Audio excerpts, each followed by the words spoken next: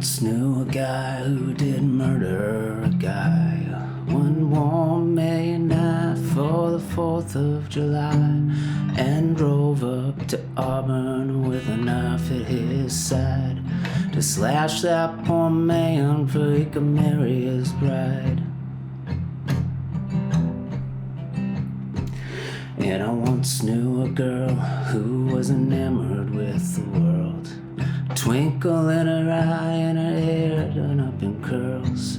She rode down to Austin but never did return, bought a one-way ticket on the wings of a bird.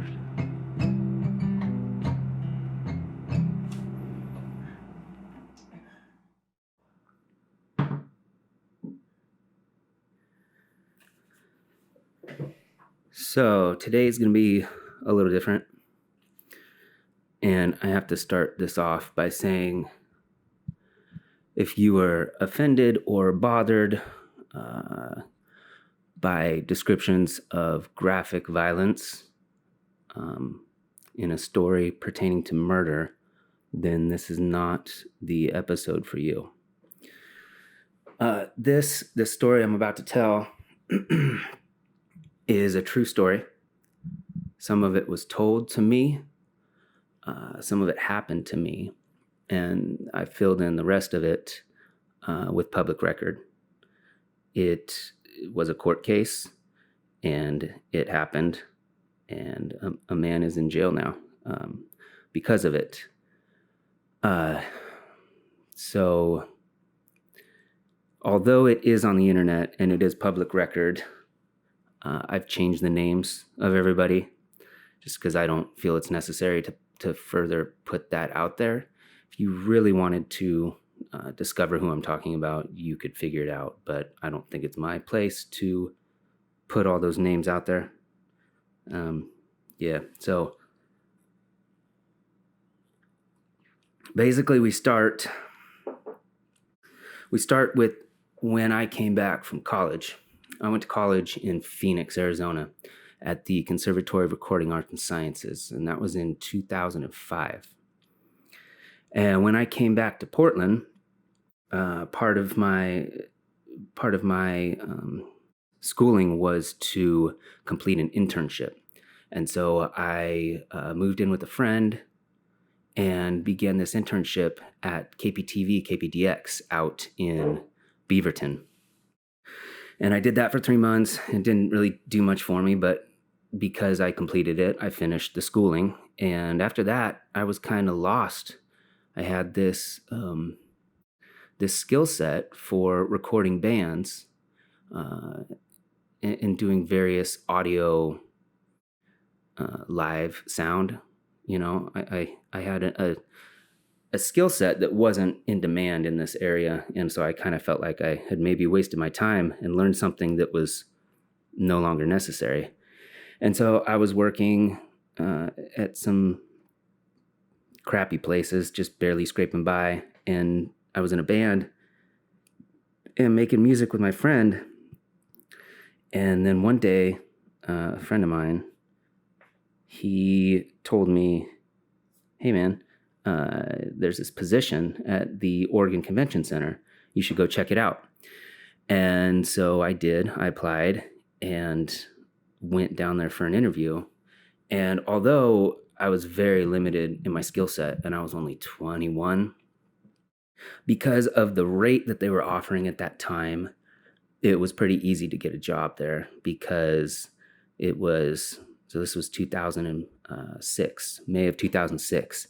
And at that time, they were paying, I believe it was $10.34 an hour, which was above minimum wage.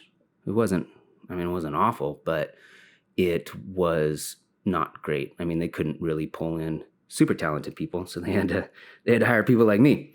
And so I went in and began working there. And for the people listening, basically the role in that position at the Oregon Convention Center is essentially you show up for work and you're given some sort of document that says this is the meeting space, these are the items that you need to set up for the event. And so we would go to our storage area and load up a cart with speakers and microphones and projectors and screens and all that stuff that's necessary for a live event. And then we'd go out in the floor space, and the convention center is huge. I believe it's 1 million square feet. And so we'd go out there and start to set up these items based on what the document showed us. And once the room was set, then in most cases, the next day would be the event. And those who had the skills to run that event would be in charge of that. So if you were an audio person, you would be in charge of running the audio and either, mixing a band or just doing a lavalier mic on a presenter on stage. So there are various positions. Some people were better at those positions than others, and everybody kind of had a role. And so at that point in time, because I didn't know anything about lighting or projection, I usually got put on audio. And the coolest part about this job at the convention center is I was so young and fresh, and I really hadn't experienced much. I mean, I had, but in terms of the business world, interacting with clients and other people in the event world, I had never really done that before. And so I'm thrown into this mix with, in most situations, it was around 15 other people. And because it's event-based, you are never really guaranteed any hours. Some weeks in the middle of the winter, you might get one shift. You might get laid off for a month. And I did get laid off a lot. And which at that point in my life was cool, because it means I got to spend time with the people I want to spend time with, and I didn't really need money that bad. But when it was busy, and you could work 60, 70, 80 hours a week. And so you're thrown into this situation with these people, these 15 strangers, and this world breeds or attracts very unique individuals. Most people have some sort of background in music or film. They're kind of like misfits. And so when I started there, I can't recall exactly every single person that worked there, but I wanted to give a little rundown of the types of people that you would come across. So one of the guys was a super intelligent musician. He played keyboards in a band, a few different bands, I think. And he is one of the smartest people I've ever met and did not belong there in any way. He also grew baby tomatoes. There's this floor that wraps around the southern portion of the convention center, and it's exposed to the sunlight since it faces south. And so he had this idea to put planters up there and grow tomatoes, just kind of as a way to keep his mind going on the slow days, and also to kind of like say screw you to the system, because there's a lot of like us versus them in that building. At least there was at that point in time. There was an aspiring country singer, a very, very talented girl who I've lost touch with. I think she's still singing songs, trying to do that. There was a small sound company owner who I still know and love. He's a great guy. There was an eccentric video FX musician. And to elaborate on that, he was a crazy dude, and he would manipulate hardware, video hardware, so that you could do crazy video glitch type stuff that you'd see at like a rave. He built these boxes, and he didn't really give a shit about anything that was going on there, like most of the people that worked there. It was really just a place to make money while you pursued your real career, which for almost everybody was some sort of art, music, video, whatever. So he didn't give a shit. Most people didn't. but he was constantly looking for ways to take advantage of the space. And so he found this hidden cubby buried back behind some stairwell or something. And he built this crazy photography studio inside there. He like brought a bunch of mirrors in and hung them up. And then he would go in there on the weekends or late at night and just work on projects and do crazy shit. He's a really cool dude, and I hope I can get him on here at some point because I haven't talked to him in probably 10 years, 15 years. I don't even know. There was my notes. There was a disgruntled video game genius. This guy is also one of the smartest dudes I've ever met. I still see him occasionally. He's the type of dude that he actually went to a Street Fighter competition in LA or something and played against like actual Street Fighter champions, and he got his ass kicked. But he practiced like 18 hours a day for months trying to get good at this game. And he's also very, very intelligent when it comes to computer manipulation and creating graphics, and he's a super smart dude. There was also a fun rocker girl who played shows out of the back of a U-Haul. I didn't work very long with her, but she told me a story once about how her band would just rent a U-Haul and drive around and play music out of the back of it. And when I was 21 and she told me that, I was like, what the fuck? Are you serious? It sounded so crazy, but cool. There was a lead guitarist in a band that also worked on the catering staff. So there was a lot of, because we weren't getting paid very much money and we were never guaranteed hours, everybody was always trying to find another way to make money.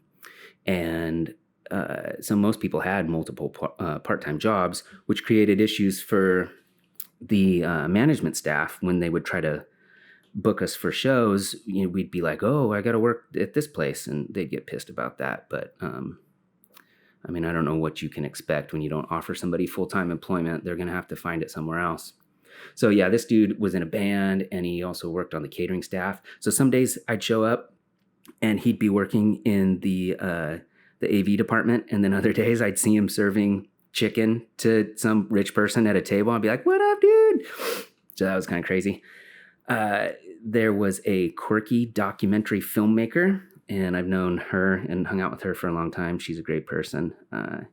She no longer lives in this area, but is a very creative individual as well. There was a strange conspiracy theorist who believed the moon landing was a hoax.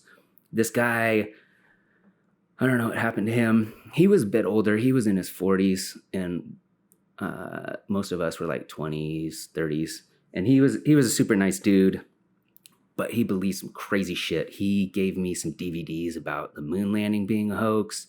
He had a ton of stuff about 9/11, which was pretty fascinating, and then some other weird stuff. But this is just trying to give you a background of the nature of conversations we would have within this group. I mean, it was all over the place. There was a festival producer / band leader with a penchant for puns. I still hang out with him all the time. He's a great guy. There was a lovable anime / Japan enthusiast. He has been there almost his entire life. And the way that they have the retirement set up down there, he is about to retire and he's only going to be like 47 or 48.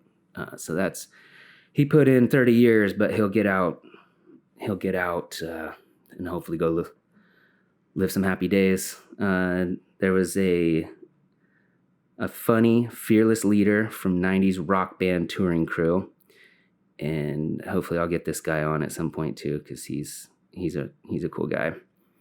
And so that gives you an idea of the type of people that we're working with and we're hanging out with. And in addition to those people, there was a freckled sweetheart with a compassionate soul who was always very happy and cheerful, and no one ever had anything negative to say about her. She was a real sweetheart. And I imagine every single dude that's ever met her in her entire life has had a crush on her, because she just was such a great soul. And in addition to that, there was a motorcycle riding ex-National Guard / Army guy. And so our story is going to circulate around them. So I was hired with no skills, relatively no skills, in May 2005, $10.34 an hour. Over the course of the next few years, we continued making that amount, and there was a lot of discussion in bringing in a union to unionize our department and get us better wages. And the Oregon Convention Center is run or operated by Metro, which is a regional government. And I don't fully understand how it all works, but essentially it's a deep, dark hole where nothing ever gets fixed. And there's so much bureaucratic bullshit to get through. To purchase a pad of Post-its would take 3 quotes from 3 different places, chain of emails, $1,000, and a fucking act of God. Like, it's impossible to get anything done in this building. And so a lot of us were very frustrated with that. And, you know, after you're making $10 an hour for a couple years with relatively no raise, you begin to question your value. And so from what I understand, someone caught wind that we were meeting with union representatives and shit their pants. And so they said, hey, this group of 15 employees is going to unionize unless we do something. And so in July 2007, we were told in a meeting that we would be getting a $7 raise, which is very significant when you are a 23-year-old kid who's never made more than $10 an hour, and you've got a baby boy on the way with your young 22-year-old girlfriend. So when that happened, that changed a lot of things. We went from $10.50 an hour to $18.25, and it kind of shut everybody up in terms of questioning whether or not we wanted to unionize. That whole thought disappeared overnight. And so, what did I say? That was July 2007. So things just keep cruising for a few years. And just to give you an idea of what we do or what it's like there, I kind of explained it a little bit earlier, but you never know what's going to happen, and you never know what shift you're going to work. Because it's based around events, you could be at a show. You know, let's say you're at some sort of auction or something from like 8 to 11 o'clock. You know, you're at a party for rich people, essentially. That party ends, and they want that room turned overnight for some sort of conference that starts the next day. So there are a lot of times where we're all hanging out together, and we're working 16 hours. We're working from 6 p.m. to 6 a.m., and then sometimes one of my friends, he slept there was a room we called the VIPB, because that's what it was called, VIPB. And it was a place where they were supposed to take VIPs, but they didn't really use it that much. And so it was kind of like a hangout if you wanted to disappear for a little bit. And so my buddy slept in that room one night, and because he had an hour until his next shift started, that things went so late and it wasn't working out correctly with the set for the show, he couldn't leave until 4 or 5 in the morning, and he had to be back at 6. And so he's like, fuck it, I might as well just stay here. And so he just slept in the room. So there was a lot of that kind of stuff happening. Because the building was so big, you could basically go anywhere you wanted, and no one would know what you were doing unless they called you on the radio, and then you could choose whether or not to answer them. So there were lots of people sleeping. You know, you go in Sunday morning, you're hungover, and you go sleep somewhere. There was freedom to work on projects. If you were scheduled for a shift, they could not tell you at that point in time to go home, or maybe they could, but they usually didn't. They're like, you're here. You have already donated 8 hours of your time. You're not going to find work anywhere else. So if you want to stay here and clean or fix something, or if you want to go disappear somewhere and read a book, you go right ahead. And so there was a lot of that kind of stuff happening. And it was, I mean, I don't want to paint a picture of a bunch of lazy turds not doing anything. We took care of what we needed to take care of, and we did a good job. It's just at the end of the day, you can be compensated in other ways. You can put in your best effort and then chill, in my opinion. And so we did that. We did that a lot. Some people will go smoke weed on lunch breaks, which is kind of sketchy. You don't really want to do that and then go back inside and get in a lift or something. So, I mean, people were responsible, but there were shenanigans. We used to take breaks on the roof. We would climb this outside ladder and go up on top of the roof and watch the sunset, you know, stuff like that. But then one day I was up there with my buddy, and it was on, I think it was on 9/13. So not 9/11, but a couple days later. And our attire was always black. We always had to wear black pants and black shirt. And so for whatever reason, somebody driving by on the freeway saw us up there and thought we were terrorists, and we were going to do like a 9/11 repeat. So they called the cops, and a big thing happened. And so we weren't allowed to go on the roof anymore after that. But also, so you've got these people. So what happened is, when we were making $10 an hour, they couldn't hire anybody. So they had to hire people who didn't know what they're doing, like me. But then once we got the raise and we were making $18.25, they could start raising the bar a little bit on who they brought in. And so they started hiring better people with more industry experience. But these people were also used to doing rock and roll. They were used to corporate. They were used to just getting things done and having bosses that they could respect. And a lot of these people didn't respect our bosses and were frustrated with the lack of shifts that they were getting. And so people were constantly talking shit all the time. They were disgruntled and upset. And so personally, back to me, you know, so this continues at the convention center for a few years. And unfortunately, things didn't work out between my girlfriend and I, and we still had our son. And so we're both raising him in separate apartments. And a friend of mine moved in, and he lived with me for a while. And then he eventually met a girl and fell in love and decided he wanted to move in with her. And so that left me without a roommate, and I couldn't afford our rent in the apartment, and I had to move. It was pretty crazy. I moved from the apartment we lived in.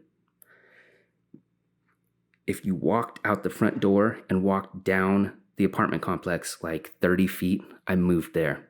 So when I moved out of our apartment, I literally carried cases down the sidewalk to my new place. And this new place it was cool to be alone, but it was also super depressing.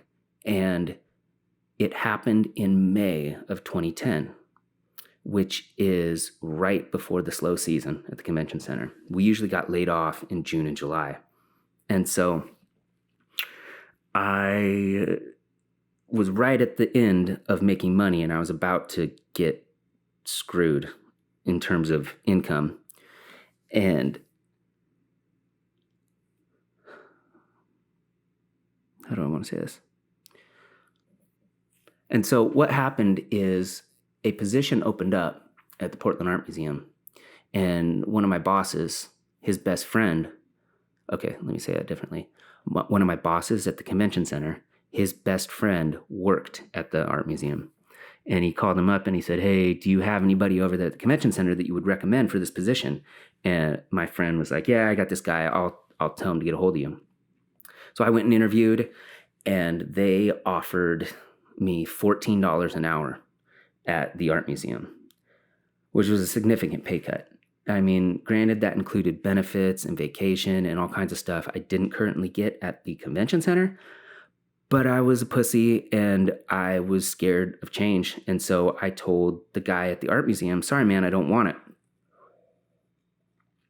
So then I move out of the apartment, move into the one by myself, get laid off at the convention center, and all these bills start catching up, and I start blasting through my savings.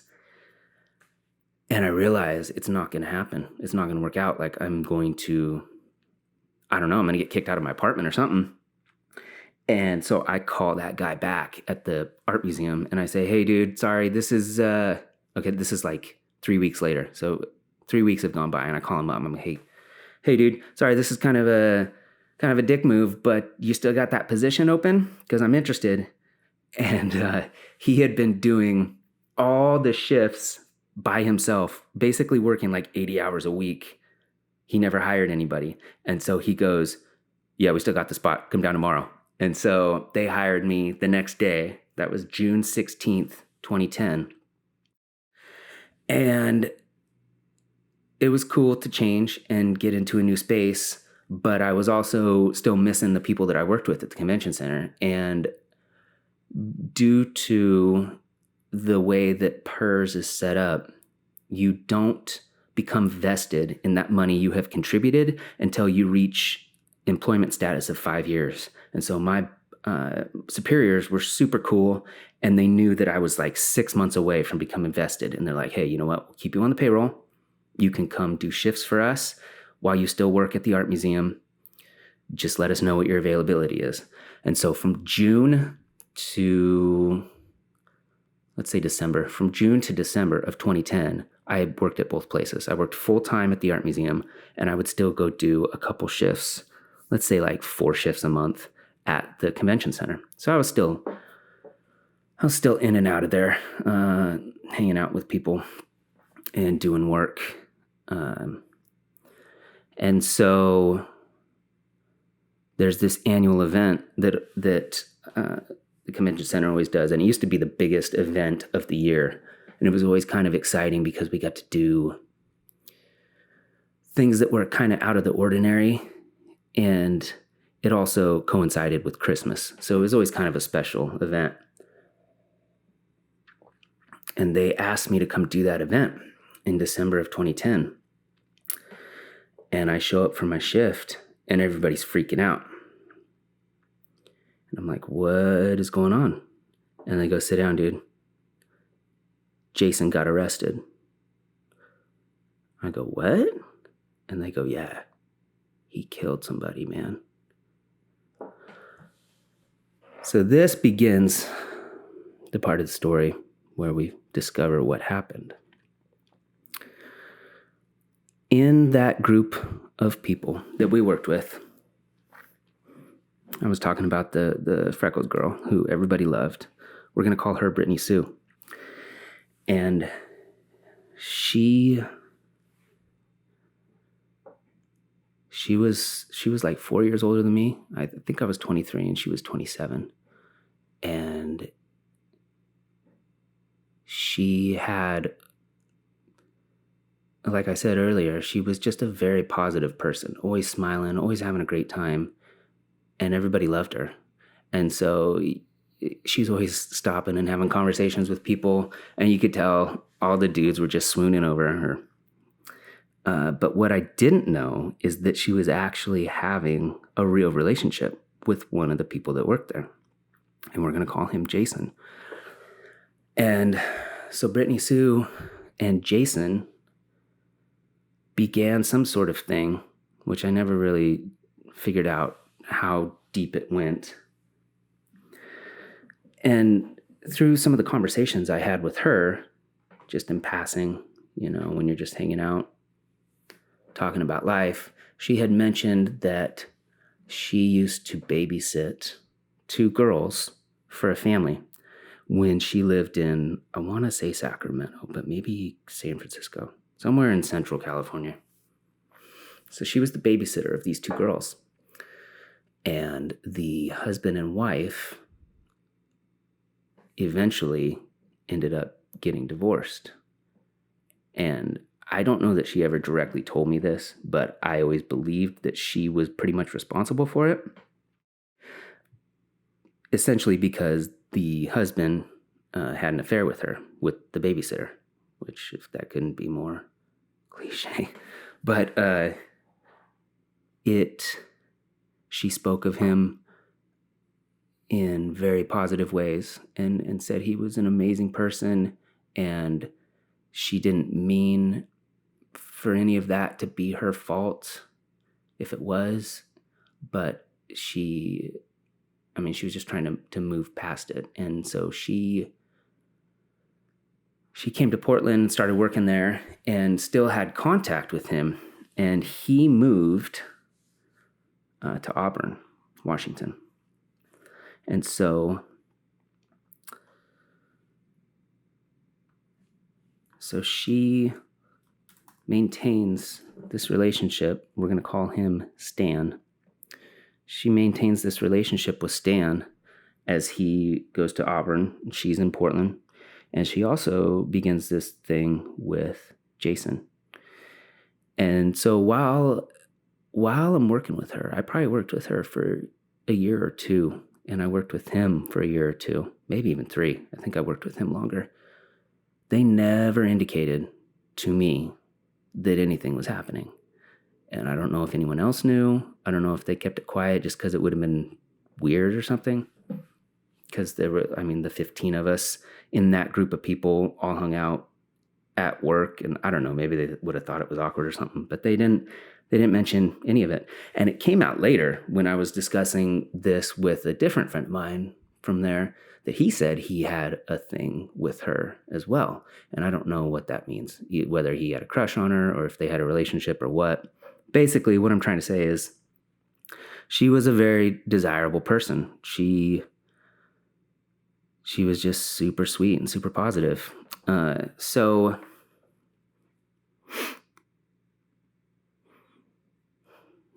some of this I'm talking about as I learned later. And this is where we're going to get to the part where a lot of the stuff that I say was either relayed to me from other people, or I combed through the documents that you can find online. But essentially, here it goes.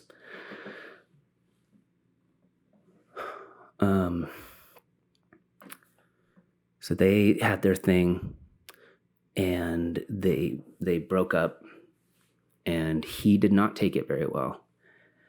And in the process, she's maintaining her relationship with Stan in Auburn, and Jason knows about this, and he doesn't like it.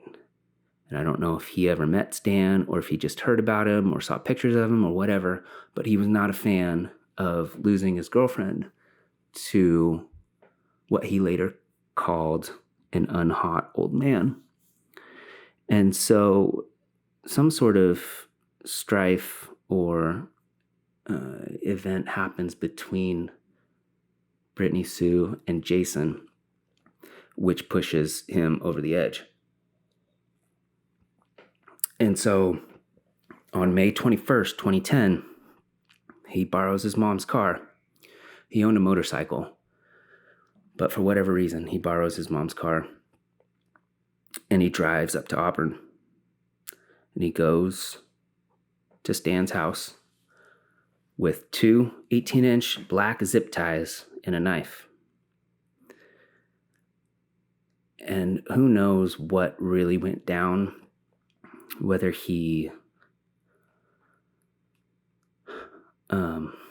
this is where you start to question human motive and human thought process. Who knows why he did this? Who knows why he got in the car that day and drove up there? Maybe he just went to have a conversation. Maybe he knew exactly what he was going to do. It's hard to tell. It's hard to say. But he shows up at Stan's house with these black zip ties and a knife.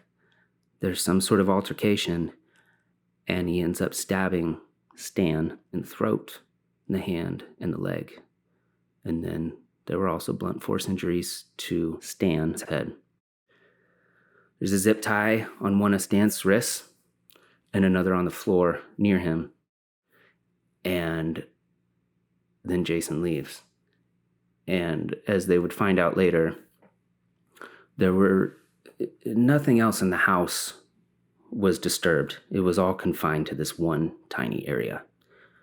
So it makes you wonder if they knew each other, if they had met before, if he snuck in and was waiting for him. You can only imagine what went down that night. So he leaves and he goes back to Portland. And the next day,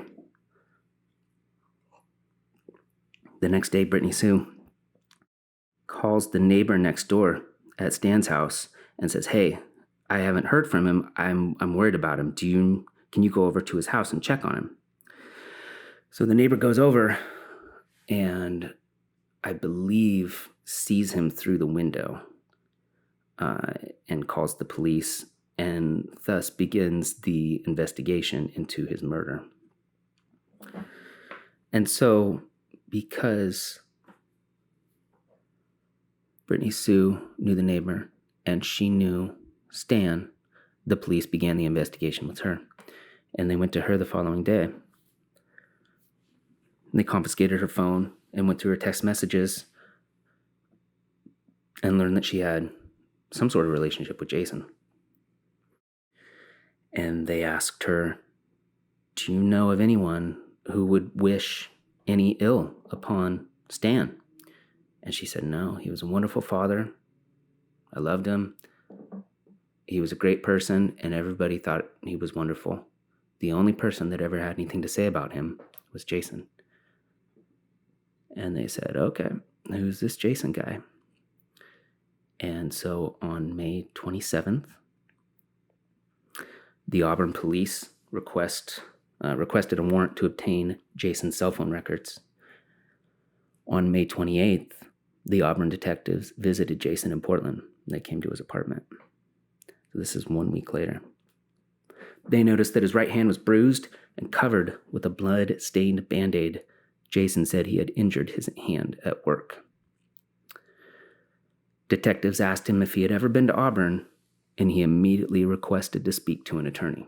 On June 2nd, he was interviewed again.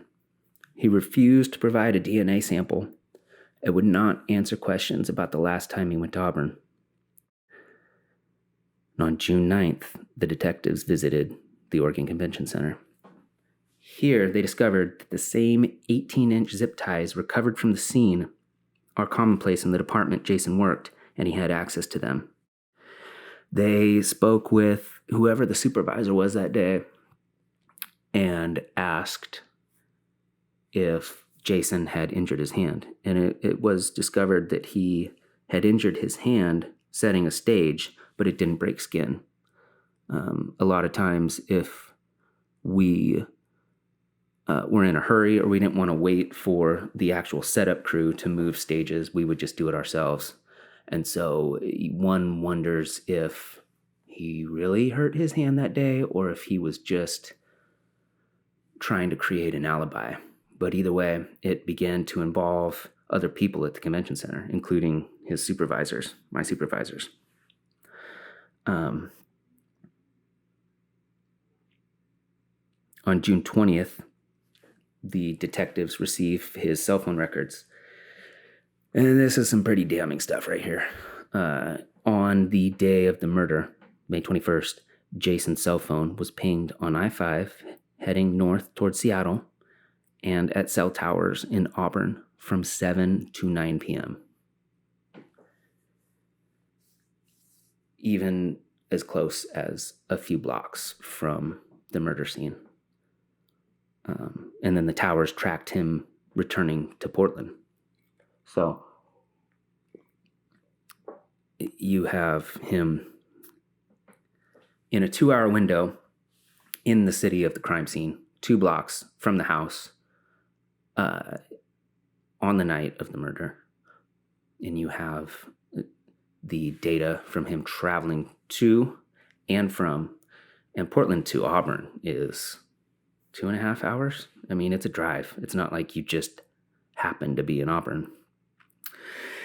On June 22nd, Auburn police obtained the search warrant for Jason's apartment.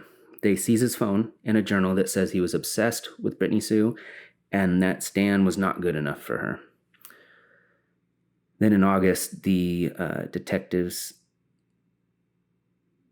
they have 2 DNA samples from the scene. One is Stan's.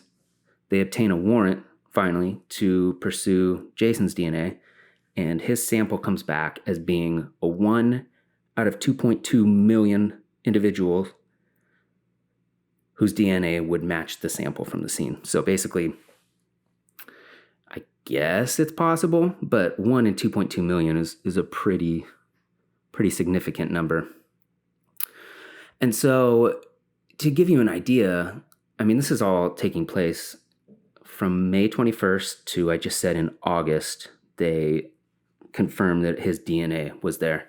So this entire time, he's still working at the convention center with all of us. And I remember a dramatic mood swing. And I'm sure everyone else noticed it too. But it wasn't, I mean, we never would have thought he murdered somebody. It just seemed like maybe his grandma died and he wasn't getting through it. You know, he was just distraught and very, very upset.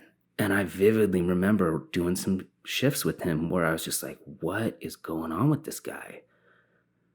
And, you know, looking back on it now, it's obvious he was, I mean, I can't imagine being responsible for something like that and then trying to evade it and thinking you might get out of it. And then these police and detectives are constantly pursuing you and like all this shit is stacking against you. Like, and then he just goes to work. He just goes to work and hangs out with us and sets up shows. It's fucking ludicrous. So like I said, all this continues throughout the summer and into the fall. And then he ultimately gets arrested in December. So that's when all this starts to come out again. And one thing I didn't mention earlier is Brittany Sue does not work here at any point of the murder happening to his arrest. I do not remember when she left, but it had to have been at least 2, 3, 6 months before this happened. So it's not like she's there telling us this happened. No one knows anything happened. We're living our lives, and Jason is having a really tough time. So when it finally comes out in December of 2010 and he gets arrested, we're all just first dumbfounded, and then, you know, we start to piece things together. But as far as I know, no one ever talks to her. And I haven't talked to her. I don't know. I mean, I don't even know what you would say to somebody. That's something that happens on movies, you know? That's not something that happens in real life. It's so insane. But he goes to jail and he's awaiting trial, and they continue to obtain warrants to check other things. And so in January 2012, after searching his phone, the detectives discovered that he put in a request for information through a Portland law firm's website several hours before Stan's body was discovered. In this email request, Jason asked if they practiced in Washington for an alleged violent crime that took place in King County. So he drove up there, did this horrendous thing, came back, and before they found the body the next morning, was already requesting information from Portland law firms about the possibility if an alleged crime took place. So there's an overwhelming amount of evidence, and any attempt to clear his name or say he's innocent is just ridiculous. But his case goes on and on and on. And so what happened is this interaction resulted in Jason declaring the state violated his rights to confidential communication with an attorney. Essentially, I don't understand law. I'm not a lawyer, but essentially it's saying you have, what is it called? Confidentiality between client and attorney. There's a word, I can't think of what it is right now. But anything you tell your lawyer cannot be put out into the public. And so I think what they were trying to argue is that because he was requesting information from a law firm, they potentially could have represented him, and that the state, through searching his email records, acquired that information illegally. And so he's trying to get the entire case thrown out on this legality. And this almost fucking worked. It caused the first trial result to be a hung jury. So he almost got out of it, I think. I mean, I'm not, like I said, I'm not an attorney, but I mean, it hung the jury. And so he had to go again to a second trial. And in this second trial, they ultimately found him guilty of first-degree murder and sentenced him to 25 years. And a lot of this information I pulled from his appeal. He's still trying to appeal it now, as recent as, I think it was August of 2019. So, in a situation like this, you say, why?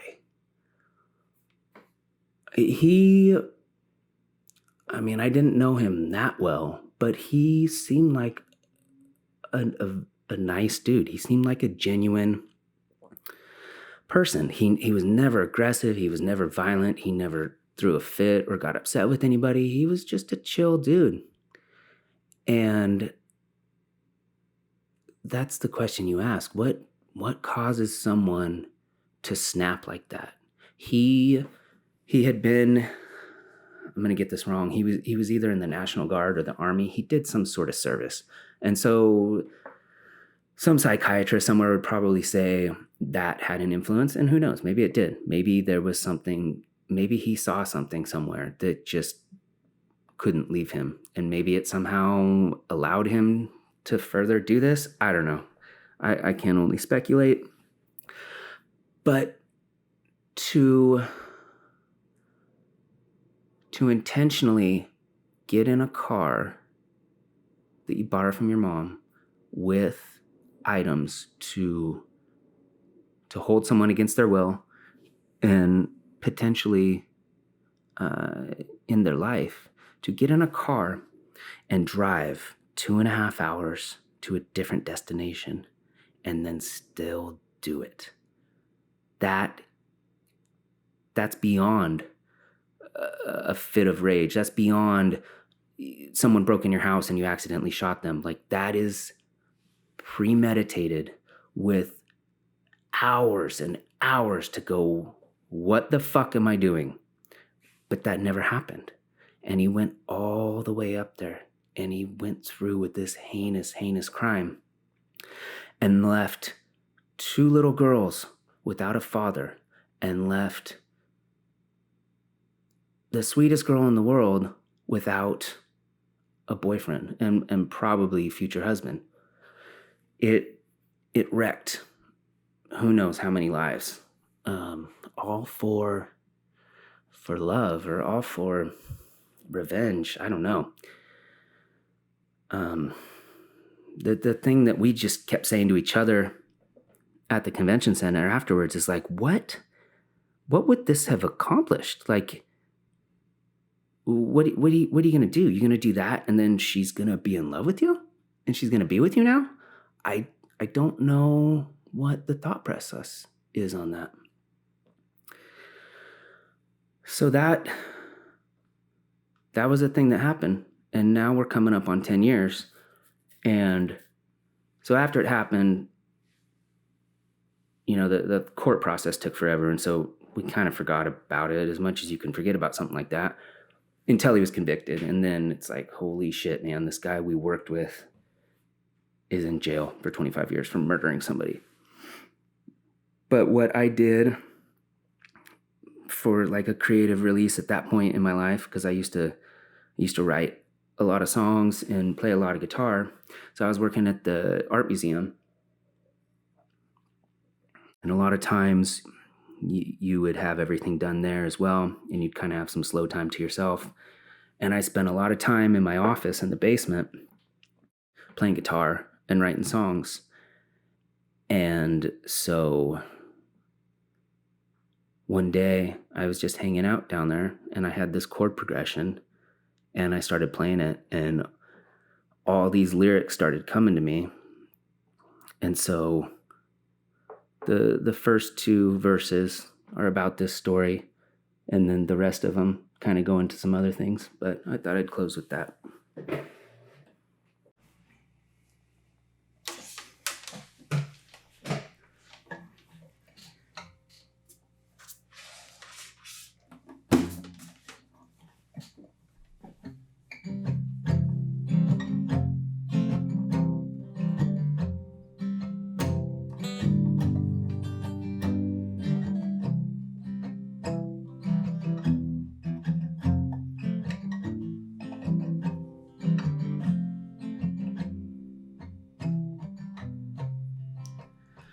Well, I once knew a guy who did murder a guy one warm May night for the 4th of July, and drove up to Auburn with a knife at his side to slash that poor man for he could marry his bride. Well, I once knew a girl who was enamored with the world, a twinkle in her eye and her hair done up in curls. She rode down to Austin but never did return, bought a one-way ticket on the wings of a bird. Well, I once had a friend who I considered a friend, across this wide country, not a place he hadn't been. Well, I typed him up a message to ask about his twin. He asked me, could you tell me who this is again? Well, I once bought a place inside a timeline and space. I wrote about all the experiences I face, for each and every choice that I've gone and made. The one thing I've learned is the youth will always fade.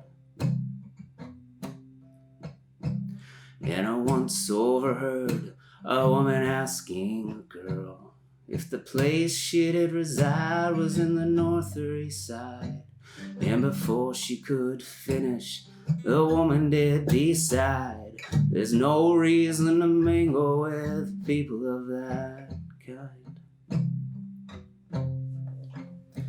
And I once heard my heart break and fall apart. Some little punk ass bitches just gave my son a start. They said he was the biggest loser of the class. If they weren't just 4 years old, well, I'd beat their fucking ass.